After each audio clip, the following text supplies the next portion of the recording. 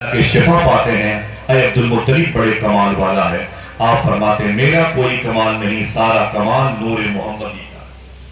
سارا کمال. جناب عبدالمطلب کہتے ہیں کہ میری شادی مکہ شریف میں ہوئی، حضور کے پردادا کی شادی مدینے میں ہوئی اور سگے دادا جناب عبدالمطلب کی شادی مکہ شریف میں ہوئی.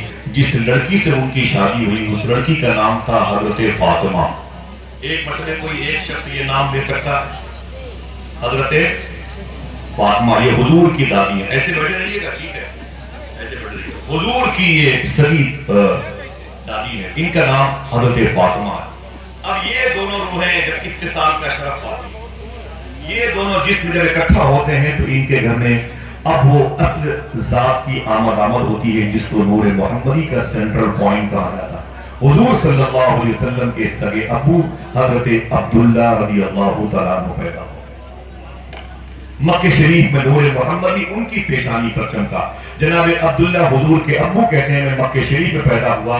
جب میں پیڑوں کے سائے سے گزرتا تھا تو درختوں کی پتیاں مجھے جھک جھک کے سلامی کرتی تھیں اور کہتی تھیں اے عبداللہ مبارک ہو رسولوں کے سردار تیری پیشانی پہ چمک. جناب عبداللہ کہتے ہیں کہ میں آہستہ آہستہ جوان ہوا تو میری پیشانی پر جب نور محمدی چمکا نا، جب چمکا تو مکہ شریف میں ایک جادوگرنی تھی، اس نے مجھے دیکھ لیا اور روک کے کہا کہ نام. میں نے کہا عبداللہ. بیٹے کس کے ہو؟ میں نے کہا ہاشم کے. پوتے کس کے؟ میں نے کہا عبد مناف کے. بولے ہو باب کعبہ کی چابیاں تیرے جد کے ہاتھ میں؟ میں نے کہا ہاں. بولے بڑا اونچا اسٹیٹس ہے، شادی ہوئی؟ تو میں نے کہا نہیں.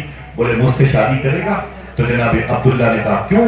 کہا تیری پیشانی پر ایک نور چمکتا ہے، مجھے لالچ پڑ رہی ہے، وہ نور میرے شکم میں آ جائے. جناب عبداللہ نے انکار کر دیا. عیسائیوں اور یہودیوں کو پتا چل گیا کہ وہ نور محمدی زمین پر آنے والا ہے جس سے میری حکومتوں میں پہنچا رہا ہے. زمین پر دو سپر پاور حکومت تھی، ایک کو روم کہتے تھے جس کو آج اٹلی کہتے ہیں، ایک کو ایران کا فارس کہتے تھے جس کو اس وقت مدائن.